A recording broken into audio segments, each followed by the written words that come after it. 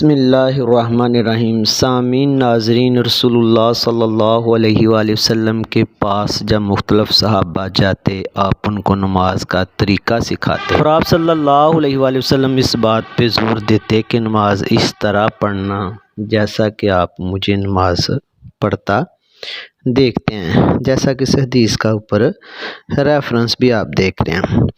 اچھا، اب یہ جو دیکھنے کا تعلق ہے، صحابہ کی بار علیہم رضوان نے تو حضور صلی اللہ علیہ وسلم کو دیکھ لیا۔ اچھا، اس کے بعد صحابہ کو تو ضرورت نہیں تھی کہ نماز کے مسائل کمپوز کیے جاتے اس طرح، اگرچہ حدیثیں جو ہے نا انہوں نے سیو کرنا شروع کی۔ اب نماز کی کمپوزنگ مجھے یہ بتائیں کہ جو صحابہ کی بار کے پاس لوگ بیٹھتے ہیں ان سے ہی ہونی ہے، اور آپ تاریخ پڑھیں، آپ اسلامی بکس پڑھیں، آپ ابھی بھی سرچ کر لیں، اسلام کے باقاعدہ سب سے پہلے جو اولین مدون ہیں جنہوں نے ارکان اسلام کے مسائل لکھے، حدیثوں کی نہیں بات کر رہا، مسائل، وہ امام اعظم ابو حنیفہ رحمۃ اللہ تعالی علیہ ہیں۔ اب ان کے اوپر سرچ کیے بغیر یا ان کو یعنی کہ پڑھے بغیر آنکھیں بند کر کے نگلیکٹ اگر آپ ان کو کرتے ہو تو کیسے آپ تک وہ نماز آ سکتی ہے کہ جو دیکھ کے آئی ہو، یعنی مشاہدے بیس پر۔ پہلی بات تو یہ ہے کہ امام اعظم ابو حنیفہ رحمۃ اللہ تعالیٰ علیہ کے دل میں جو اللہ کا خوف تھا، کیا ہم میں یعنی زیادہ ہے؟ کیا انہیں آخرت کی فکر نہیں تھی؟ معاذ اللہ۔ کیا وہ حضور صلی اللہ علیہ وآلہ وسلم کی باتوں کے خلاف باتیں کرتے تھے؟ معاذ اللہ۔ کیا آج ہمارے پاس زیادہ علم آ گیا، ان کے پاس کم تھا؟ صحیح جو بکس ہیں آپ پڑھیں تو صحیح، بڑا بھی کسی نے جھوٹ لکھا ہوگا تو کتنا ہوگا، ان کی خصوصیات دیکھیں، ان کا تقوی دیکھیں، ان کا علم دیکھیں، ان کا حلم دیکھیں، اور دین کے لیے ان کی تڑپ دیکھیں، شب و روز کی ان کی محنت دیکھیں، عبادت دیکھیں۔ ہم میں سے سارے عالم جو باتیں کرتے ہیں وہ ان کے یعنی کسی ایک وصف کے اہل بھی نہیں بنتے۔ تو سب سے بڑا میں کہتا ہوں کہ جو لوگوں کو غلط فہمی ہوئی ہے یا ٹریپ کیا جا رہا ہے، وہ یہ کہہ کے کیا جا رہا ہے کہ کسی کو نہیں ہم مانتے، حضور صلی اللہ علیہ وسلم کو ہم مانتے ہیں۔ کیا یہ لوگ حضور صلی اللہ علیہ وسلم کو نہیں مانتے تھے؟ یعنی یہ کہا جاتا ہے کہ ہم کسی کی نہیں بات مانتے، ہم حدیث پہ آتے ہیں۔ مجھے یہ بتاؤ کہ آج کے سارے عالم اکٹھے ہو جائیں، حدیثیں پڑھ کے نماز بنا سکتے ہیں؟ بالکل نہیں بننی۔ آج جو نماز حدیثیں پڑھ کے بنائی گئی ہے، مرضی کی دعائیں اس میں رکھی گئی ہیں۔ بخاری مسلم دیکھو، حضور صلی اللہ علیہ وآلہ وسلم بے شمار مقامات پر اتنی لمبی دعائیں پڑھتے کہ ایک نماز بھی یہ لوگ اس طرح نہیں پڑھ سکتے۔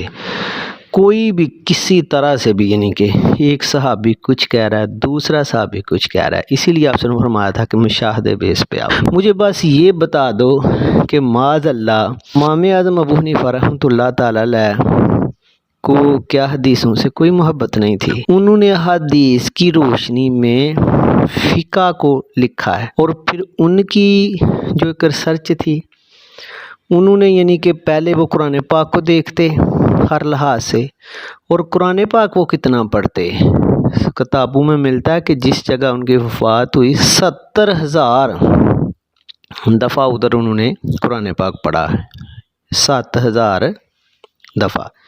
ہم کتنا پڑھتے ہیں؟ اور جب ان کا یعنی کہ وصال ہوا، امام ابو یوسف رحمۃ اللہ تعالی علیہ فرماتے ہیں کہ غسل کے لیے جب پیشانی سے کپڑا ہٹایا گیا تو چہرے پہ واضح آیت یعنی کہ پیشانی پہ لکھی ہوئی نظر آئی، یا ایتھا النفس المطمئنہ، اے نفس مطمئنہ، ارجعی الی ربک راضیۃ مرضیہ، اے نفس مطمئنہ اپنے رب کی طرف راضی لوٹ جا، وہ تجھ سے راضی اور تجھ سے راضی۔ اور یہ آج کے کوئی یعنی کہ کاذب قسم کے لوگ نہیں کہہ رہے۔ اور کیسے مجھے بتاؤ کہ ہو سکتا تھا کہ وہ غلط باتیں لکھتے؟ پہلی بات تو یہ ہے کہ معاذ اللہ آج جو لوگ رفع الیدین کرتے ہیں وہ یہ کہتے ہیں، حدیث بیان کر رہے ہوتے ہیں، اللہ معاف کرے، اور کہہ رہے ہوتے ہیں امام اعظم ابو حنیفہ رحمۃ اللہ تعالیٰ علیہ کے پاس تو کوئی حدیث ہی نہیں پہنچی تھی، یعنی رفع الیدین کی۔ میں کہتا ہوں کہ آپ ان کا فقہ دیکھو، اگر ان کے پاس یعنی کہ رفع الیدین کی حدیث نہیں پہنچی تو کیا نماز کے وقت کی بھی نہیں پہنچی؟ کیا اقامت کہنے کا جو طریقہ ہے اس کی بھی نہیں پہنچی تھی؟ کیا نماز میں کھڑے ہونے کے طریقے کی حدیث بھی نہیں پہنچی تھی؟ امام کے پیچھے قرات کرنے کی حدیث بھی ان کے پاس نہیں پہنچی تھی؟ فرض نماز کے بعد یعنی دعا کرنا یا نہ کرنا اس کی حدیث بھی نہیں پہنچی تھی؟ فجر کی سنتوں قضا کرنے کی حدیثیں بھی نہیں پہنچی تھی؟ معاذ اللہ تشہد پہ انگلی اٹھانے کا جو طریقہ صحیح اس کی حدیثیں بھی نہیں پہنچی تھی؟ نماز تراویح کی حدیثیں یعنی ان لوگوں کو لیا جائے آمین کی حدیثیں بھی نہیں پہنچی تھی، تو ایک حدیث بھی معاذ اللہ ان کے پاس پہنچنا نہیں بنتی۔ لوگوں کو یعنی کہنا کہ یہ اس کو بھی چھوڑیں تو اس کو بھی چھوڑیں۔ آپ مجھے بتائیں کہ آپ اپنے پیچھے یعنی کہ باؤ اجداد کو چھوڑتے ہو تو آپ کا وجود نہیں بنتا، آپ کہاں سے یعنی کہ آ جاتے ہو؟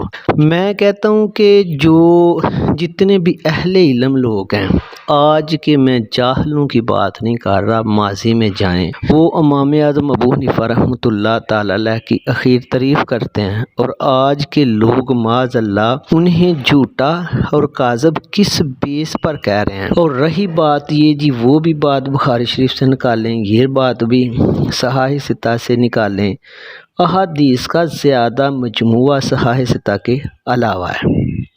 صحاح ستہ جو ہے آپ یعنی کہ یہ کہ کہاں پہ لکھا ہے کہ صحاح ستہ کی حدیث ماننی ہے دوسری ماننی، اور حالانکہ سارا کچھ آپ صحاح ستہ سے بھی دیکھتے ہو تو آپ کو ملتا ہے۔ میں تو کہہ رہا ہوں کہ جس بندے کو بولنے کا بڑوں کے آگے انداز نہیں آتا اس کے پاس کیا علم ہونا ہے؟ ابھی بھی آپ دیکھیں نا، انڈونیشیا سب سے بڑا یعنی کہ ایک خطہ ہے، آبادی کے لحاظ سے بھی یعنی چوتھے نمبر پہ بہت بڑا ہے۔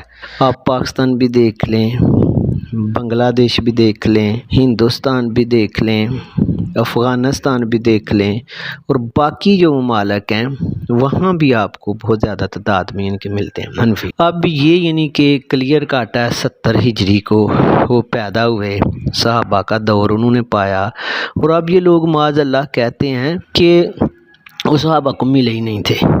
آپ کوفہ میں وہ پیدا ہوئے ہیں، کوفہ کی تاریخ پہ لکھی ہوئی ساری بکس دیکھ لو، جتنی بھی اتھینٹک بکس ہیں ان میں یہ بات لکھی ہوئی ہے کہ 1500 صحابہ جب آپ بالغ تھے نا اس وقت کوفہ میں موجود تھے۔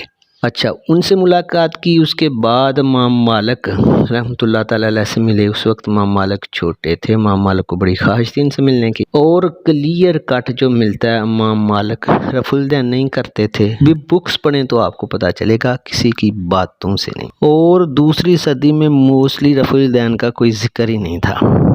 کس رفع الیدین کا ذکر ہے؟ اب آپ کو حدیثیں بتائی جاتی ہیں، دیکھیں نیچے لکھا ہوا ہے فلاں رفع الیدین کا قائل تھا، فلاں رفع الیدین کا۔ وہ کس رفع الیدین کی بات ہو رہی ہے؟ نماز کے شروع میں جو تکبیر تحریمہ میں رفع الیدین کیا جاتا ہے اس کی بات ہو رہی ہے، تو اس کے تو ابھی بھی سارے یعنی کہ قائل ہیں اس بات کے۔ ہاں یہ ہے کہ نماز کے اندر جو رفع الیدین ہے اس کی ممانعت ہے، اور آپ صحاح ستہ کے علاوہ احادیث کی بکس لیتے ہو کہ جن سے صحاح ستہ کو کمپوز کیا گیا ہے، تو اللہ جانتا ہے کہ رفع الیدین واضح ہوتا ہے کہ یہ حضور صلی اللہ علیہ وآلہ وسلم کی منسوخ سنت ہے، اور منسوخ جو آپ سننے کا طریقہ ہے وہ بعد میں تواتر سے وہ رائج نہیں ہوتا۔ سنت وہی ہوتی ہے جو تواتر سے آئے، منسوخ نہ ہو اور بالکل واضح ہو۔ اور رفع الیدین نماز میں کس جگہ کرنا ہے؟ صحیح حدیثوں میں ملتا ہے کہ ہر حرکت والی جگہ پہ۔ تو آپ کو یعنی کہ ہر اٹھتے بیٹھتے، رکوع میں جاتے رکوع سے اٹھتے، سجدے میں جاتے سجدے سے اٹھتے، سجدہ کر کے بعد میں اٹھتے، ہر جگہ آپ کو رفع الیدین ہی نظر آئے گا۔ اور صحیح حدیثوں میں یعنی کہ اگر آپ لیتے ہو اس کا مقام بالکل واضح نہیں ہوتا۔ کیوں نہیں ہوتا واضح؟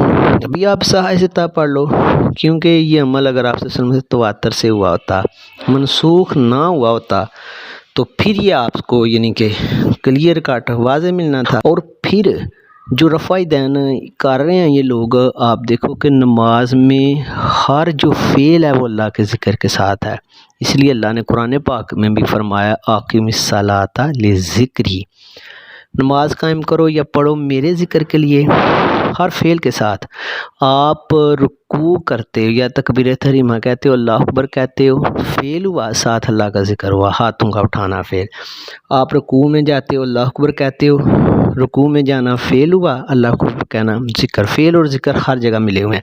اور یہ جو رفع الیدین کیا جاتا ہے یہ اللہ کے ذکر کے بغیر ہے، یعنی آپ رکوع سے اٹھتے ہو اللہ اکبر کہہ کے سیدھے کھڑے ہو کے بعد میں اللہ کی یاد کے بغیر ہاتھوں کو ہلاتے ہو، اسی طرح رکوع میں جانے سے پہلے اللہ کے ذکر کے بغیر ہاتھوں کو ہلاتے ہو، پھر آپ اللہ اکبر کہتے ہو، جدھر بھی آپ رفع الیدین کرتے ہو وہ اللہ کے ذکر کے بغیر ہے، اسی لیے آپ صلی اللہ علیہ وسلم نے اس کو ناپسند فرمایا۔ مجھے بس یہ بتا دیں سارے رفع الیدین کرنے والے کہ امام اعظم ابو حنیفہ رحمۃ اللہ تعالی علیہ کو کیوں سکپ کیا جا رہا ہے، کسی صورت بھی یعنی کوئی لاجک نہیں بنتی، اور معاذ اللہ جھوٹا یعنی کہ ان پہ یہ لگایا جا رہا ہے، انہوں نے مسائل جو لکھے ہیں رائے دی ہے اپنی، یہ جو کہتے ہیں رائے، ان سے یہ پوچھو کہ اگر آپ کو کچھ یعنی کہا جائے کہ اس پہ اپنی رائے دو دین میں، تو کیا آپ کانپو گے؟ نہیں، کبھی نہیں آپ دو گے۔ آپ صحاح ستہ کے علاوہ بکس لیں اور صحاح ستہ کو بھی لیں، خدا کی قسم